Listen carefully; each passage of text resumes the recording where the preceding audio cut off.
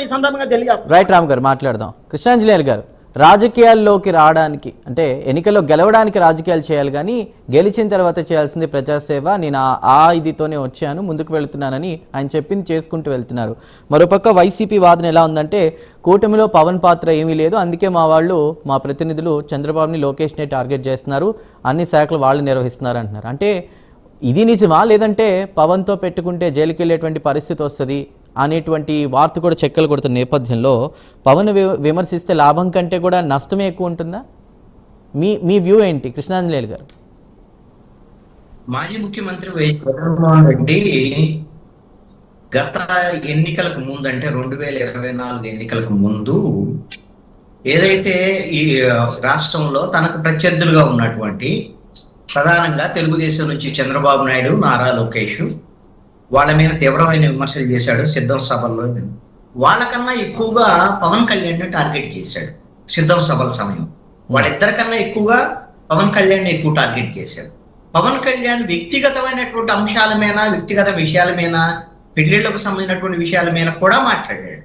జగన్మోహన్ రెడ్డి ఆ రోజున ముఖ్యమంత్రి స్థాయిలో ఉండి తన స్థానాన్ని కూడా ఇంకా తక్కువ చేసుకొని పవన్ కళ్యాణ్ ని టార్గెట్ చేయటం అనేటువంటిది ఖచ్చితంగా వైఎస్ఆర్ కాంగ్రెస్ పార్టీకి నష్టం కలిగించేటువంటి అంశం అని ఎవరికైనా అర్థమయ్యేటువంటి అంశం.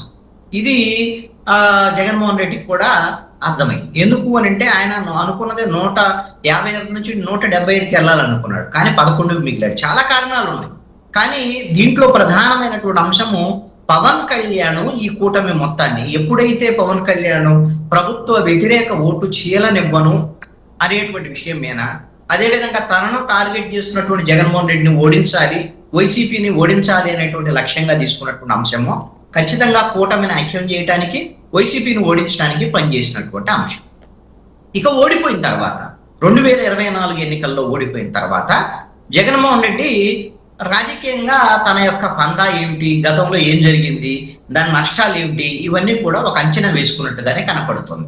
తన పందాన్ని వ్యూహాత్మకంగా మార్చుకొని ఇప్పుడున్నటువంటి పరిస్థితుల్లో ఈ సంవత్సర కాలంలో మనం ఒకసారి గమనిస్తే జగన్మోహన్ రెడ్డి ప్రధానమైనటువంటి target Nara Lokesh, red book, తర్వాత చంద్రబాబు నాయుడు.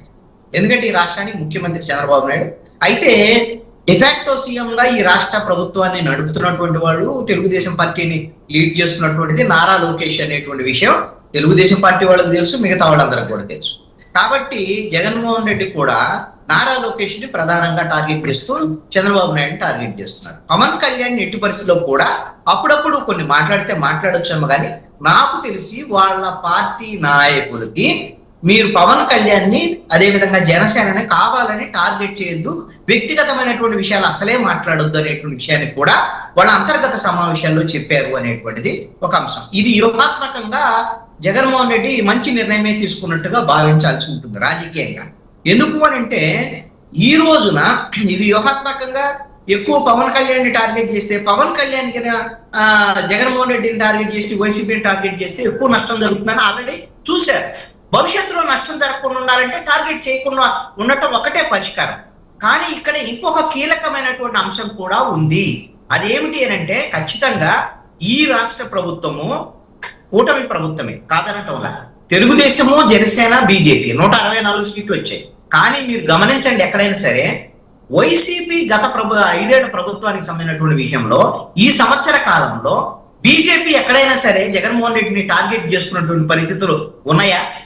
చాలా సందర్భాలు మీరు చూడండి. ఇప్పుడు మొన్న ఇక్కడ జరిగినటువంటి పల్నాడుకు వచ్చినటువంటి ఘటన, లేకపోతే జగన్మోహన్ రెడ్డి కారు కింద పడ్డటువంటి మనిషి వ్యవహారం, ఇవన్నీ కూడా తెలుగుదేశం చేస్తున్నటువంటి రాజధానికి బీజేపీ ఒత్తాసు పలుకుతుందా? లేదు. మీరు చాలా సందర్భాల్లో బీజేపీ జగన్మోహన్ రెడ్డిని టార్గెట్ చేయటం లేదు. ఒక రకంగా బీజేపీ జగన్మోహన్ రెడ్డికి ఈ రాష్ట్రంలో ఆయన అరెస్ట్ కాకుండా ఉండడానికి కూటమి వాళ్ళని కట్టడి చేస్తున్నారు. ఆయన అరెస్టుకు అనుమతి ఇవ్వలేదు నరేంద్ర మోడీ, అదే విధంగా అమిత్ షా అనేటువంటిది కూడా ఒక చర్చ జరుగుతుంది. అందుకనే అరెస్ట్కి అవకాశం ఇవ్వలేదు కాబట్టి ఇలాంటి అయ్యో పిచ్చి కేసులు, పిల్లి కేసులు పెట్టి ఊరికే డిబేట్ల కోసం కొంత చర్చ జరపడానికి తప్ప ఈ ప్రభుత్వం జగన్మోహన్ రెడ్డి మీద సీరియస్ కేసులు ఏమి పెట్టలేకపోతుంది. ఇది ఒక అంశం. మరి బీజేపీ ఎట్లాగూ శత్రువు కాదు జగన్మోహన్ రెడ్డి, బీజేపీ కూడా విమర్శించారు. ఇక పవన్ కళ్యాణ్ బీజేపీ ఇచ్చినటువంటి రోడ్డు మ్యాప్ కు అనుగుణంగా రాజకీయంగా ముందుకెళ్తున్నాడు. ఇది బహిరంగ రహస్యం, అందరికీ తెలిసినటువంటి విషయం. ఆంధ్రప్రదేశ్ రాజకీయాల్లో పవన్ కళ్యాణ్ యాక్టివ్ గా లేరు.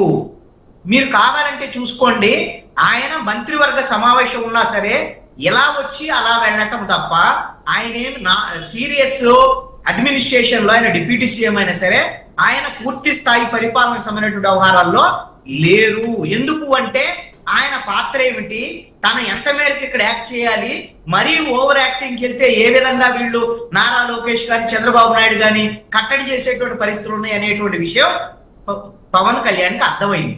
అందుకోసమనే బీజేపీ ఇచ్చినటువంటి రోడ్డు మ్యాప్ అనుగుణంగా 2026లో తమిళనాడులో ఎన్నికలు జరగబోదు. అందుకని ఈ మధ్యకాలంలో 2 సార్లు తమిళనాడుకి 2-3 సార్లు వెళ్ళాడు. మొత్తం ఒక నెల 15 రోజుల్లోనే Tamil Nadu elections next target Pawan Kalyan NDA అనేటువంటి వ్యవహారంలో. బీజేపీ రోడ్ మ్యాప్ కనుక ఆయన పక్క రాష్ట్రాల్లో రాజకీయాలు చేసుకున్నప్పుడు తెలంగాణకి వెళ్తాడు, రేపు మిగతా సమయాల్లో కొన్నాళ్ళు ఓజీ షూటింగ్ చేసుకుంటాడు, కొన్నాళ్ళు హరిహర వేలమల్లు షూటింగ్ చేసుకుంటాడు. అప్పుడప్పుడు వాళ్ళ పిఠాపురం వెళ్తాడు, లేదంటే తన మంత్రివర్గానికి సంబంధించినటువంటి కొన్ని రిలీజ్ చేసుకుంటాడు. కానీ యాక్టివ్ పాలిటిక్స్ లో పవన్ కళ్యాణ్ యాక్టివ్ గా లేరు అనేటువంటి విషయం అందరికీ తెలిసినటువంటి విషయం. అలాంటప్పుడు పవన్ కళ్యాణ్ ని టార్గెట్ చేసి ఇప్పుడు ఇవన్నిటికీ వైసీపీ మీద కేసులు కానీ దాడులకు సంబంధించిన వ్యవహారం కానీ పవన్ కళ్యాణ్ బాధ్యత లేనప్పుడు దీంట్లో ఎవరు రెడ్ బుక్ అనేది తయారు చేసినటువంటి వాళ్ళు నారా లోకేష్, అందుకు అనుగుణంగా జరుగుతా లేదనేటువంటి నారా లోకేష్ చెప్తున్నారు ఇప్పుడు. కాబట్టి టార్గెట్ ఎవరవుతారు జగన్మోహన్ రెడ్డికి? నారా లోకేష్ అవుతారు టార్గెట్. రాజకీయ ప్రత్యర్థి కూడా వైసీపీకి తెలుగుదేశం టార్గెట్ అయింది. నెక్స్ట్ ఎన్నికల్లో తెలుగుదేశం అవకాశం ఉంటే నెక్స్ట్ ఎన్నికల కల్లా బహుశా వైసీపీ వాళ్ళకి ఆలోచనలు కావచ్చు, వాళ్ళకి ఏదైనా సమాచారం ఉందో తెలియదు. వచ్చే ఎన్నికల సమయానికల్లా ఆంధ్రప్రదేశ్ లో పవన్ కళ్యాణ్ ముఖ్యమంత్రిగా బీజేపీ జనసేన కలిసి ఆంధ్రప్రదేశ్ రాజకీయాల్లో ముందుకెళ్లేటువంటి విధంగా ఒక ఒప్పందం జరిగింది. దాని ప్రకారంగా పవన్ కళ్యాణ్ మిగతా రాష్ట్రాల్లో బీజేపీకి సపోర్ట్ గా ప్రచారం చేస్తున్నాడు దక్షిణ భారతదేశంలో అనేటువంటిది కూడా ఒక చర్చ జరుగుతుంది. దీంట్లో తప్పేం కాదు, ఎందుకంటే పవన్ కళ్యాణ్ టార్గెట్ కానీ జన సైనికులు కానీ కోరికేంటి, పవన్ కళ్యాణ్ రాష్ట్రానికి ముఖ్యమంత్రి కావాలని. ఇప్పుడు డిప్యూటీ సీఎం స్థాయికి వచ్చాడు, నెక్స్ట్ ముఖ్యమంత్రి అవుతాడు అనేటువంటి దాని మీద వాళ్ళ కార్యకర్తలు కోరుకుంటున్నారు, పవన్ కళ్యాణ్ కూడా కోరుకోవచ్చు. రాజకీయాల్లో తప్పేం కాదు కదా. మొన్న 100% స్ట్రైకింగ్ రేట్ వచ్చింది జనసేన పార్టీకి. రేపొద్దున బీజేపీ సపోర్ట్ కింద ఉందనుకోండి ఆంధ్రప్రదేశ్ రాజకీయాల్లో, ఒకవేళ పవన్ కళ్యాణ్ ప్రధానమైన బీజేపీ జనసేన కలిస్తే ప్రధానమైన ప్రత్యర్థిగా వైసీపీకి మారేదానికి కూడా అవకాశాలు ఉండొచ్చు. అప్పటి వరకు వీళ్ళు వ్యూహాత్మకంగా పవన్ కళ్యాణ్ ని తమ టార్గెట్ గా లేకుండా సాఫ్ట్ టార్గెట్ అనేటువంటి విధంగా పవన్ కళ్యాణ్ విషయంలో జగన్మోహన్ రెడ్డి వ్యవహరిస్తున్నారని నేను అనుకుంటున్నాను. పవన్ కళ్యాణ్ కూడా అంతే వ్యవహరిస్తున్నాడు. సందర్భం వచ్చినప్పుడు మాత్రమే, ఎప్పుడు మొన్న ఏదో తొక్క తీసి నారదీస్తా అని ఒక డైలాగ్ అయితే వాడాడు జగన్మోహన్ రెడ్డి మీద. వచ్చి ఇలాంటి మీటింగ్లు ఉన్నప్పుడు ఒక మాట 2 మాటలు మాట్లాడటం తప్ప పెద్ద వైఎస్ఆర్ కాంగ్రెస్ పార్టీ ప్రభుత్వం మీద కానీ లేకపోతే ఆయన మీద కేసులు అరెస్టులకు సంబంధించినటువంటి విషయంలో పవన్ కళ్యాణ్ ఏమి బీజేపీ దగ్గరికి వెళ్ళి ఒత్తిడి చేసి జగన్మోహన్ రెడ్డిని అరెస్ట్ చేసేటువంటి విధంగా మీరు ఆమోదం ఇవ్వండి, మీరు చేయండి అనే ప్రయత్నం అయితే నాకు తెలిసి పవన్ కళ్యాణ్ చేయటం లేదు. నారా లోకేష్ చంద్రబాబు స్వయాన జగన్మోహన్ రెడ్డి గారే నన్ను అరెస్ట్ చేస్తారేమో అన్న భయాన్ని వ్యక్తం చేశారు. కార్యకర్తలు వాళ్ళందరినీ కూడా రెడీ చేసేటువంటి సందర్భం, మీరు రెడీగా ఉండండి, నన్ను ఏ టైంలో నేను అరెస్ట్ చేయొచ్చని ఆయన మాట్లాడినటువంటి మాటలు కూడా ఉన్నాయి. యాక్టివ్ పాలిటిక్స్ అంటే ఏంటండి? అంటే ఏదైనా తప్పు జరిగితేనే కదా మాట్లాడడం, రప్ప అనే డైలాగులు వేస్తున్నప్పుడు అది రాంగ్ ఖండించాలని చెప్పి మాట్లాడడం కూడా పాలిటిక్స్ అవుతాయి. అసలు జనసేన ఏమంటుంది దీనికి సంబంధించి చూద్దాం. చెప్పండి మనోహర్ గారు, యాక్టివ్గా లేరు పవన్ కళ్యాణ్ గారు రాజకీయాల్లో, కేవలం ఏదో సిచ్యువేషన్ ఉన్నప్పుడు వచ్చి మాట్లాడి వెళ్ళిపోతున్నారు అంటున్నారు. ఏంటి మరి మీరేమంటారు?